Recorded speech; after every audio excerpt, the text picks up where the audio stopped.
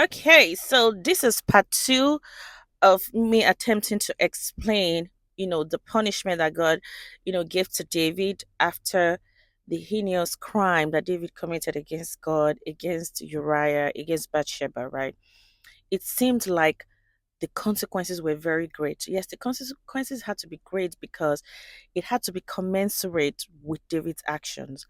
Now, you might wonder, if God is a merciful and loving God and he told David that he had forgiven him, why did he still have to punish him? It was a disciplinary action.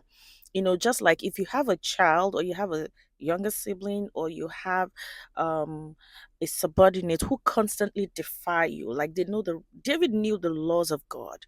He knew the laws of God. He had a special relationship with God, but he still went ahead and defied God, not once, but twice, deliberately. And he acted like he didn't know what Nathan was talking about when Nathan first came, right? And you have to understand that not only did David just plot Uriah's murder, David actually allowed Uriah die at the hands of the enemies of God.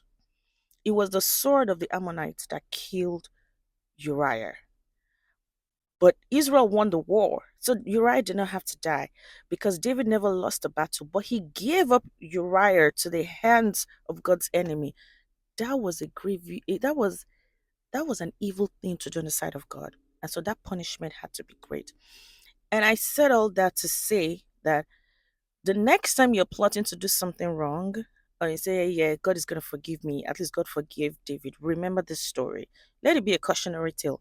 And always remember that David wrote Psalm 51 after this whole incident, right? He wrote Psalm 51 crying out to God for mercy.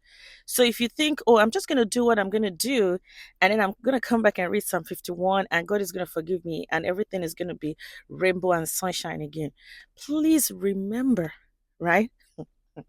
That Psalm 51 eh, did not exonerate the writer from the consequences of his actions.